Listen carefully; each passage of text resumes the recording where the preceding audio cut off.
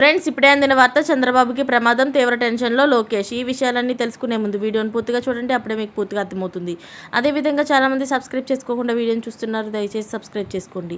Subscribe చేసుకోవడం వల్ల నేను చేసే ప్రతి వీడియో అప్డేట్ మీకు ముందుగానే నోటిఫికేషన్ రూపంలో వస్తుంది. అదేవిధంగా లైక్ చేయడం మర్చిపోతున్నారు, దయచేసి లైక్ చేయండి. లైక్ చేయడం వల్ల ఇటువంటి ఇంపార్టెంట్ ఇన్ఫర్మేషన్ చాలామందికి రీచ్ చేసిన వాళ్ళు అవుతాం. ఇక లేట్ చేయకుండా వీడియోలోకి వెళ్ళిపోదాం. చంద్రబాబు మళ్ళీ జైలు పాలవుతారా? ఆయన బెయిల్ రద్దు అవుతుందా? అందుకు నారా లోకేష్ మెయింటైన్ చేస్తున్న రెడ్ బుక్ కారణమవుతుందా అన్న వ్యూహగానాలు షికారు చేస్తున్నాయి. నిన్న సుప్రీంకోర్టులో స్కిల్ కేసులో చంద్రబాబు బెయిల్ రద్దు చేయాలని ఏపీ ప్రభుత్వం దాఖలు చేసిన పిటిషన్పై విచారణ జరిగిన తీరు చూస్తే ఈ అనుమానాలు కలుగుతున్నాయి.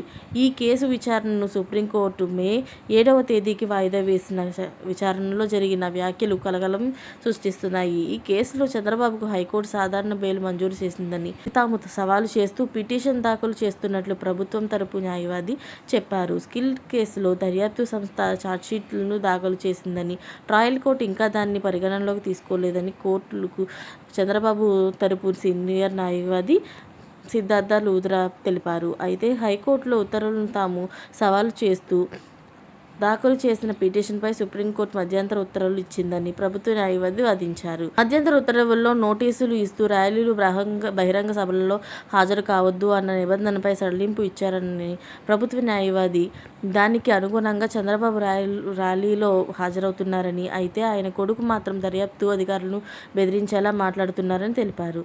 తాము అధికారంలోకి వచ్చాక దర్యాప్తు అధికారుల సంగతి చూస్తామని చంద్రబాబు కొడుకు లోకేష్ బెదిరిస్తున్నారని, ఆ అంశంపైనే ఇంటర్లోకేటరీ అప్లికేషన్ ఐఏ దాఖలు చేసినట్లు కోర్టుకు తెలిపారు.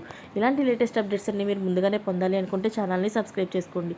అలాగే పక్కనే ఉన్న గంట సింబల్ని క్లిక్ చేయడం మర్చిపోకండి. Thanks for watching friends.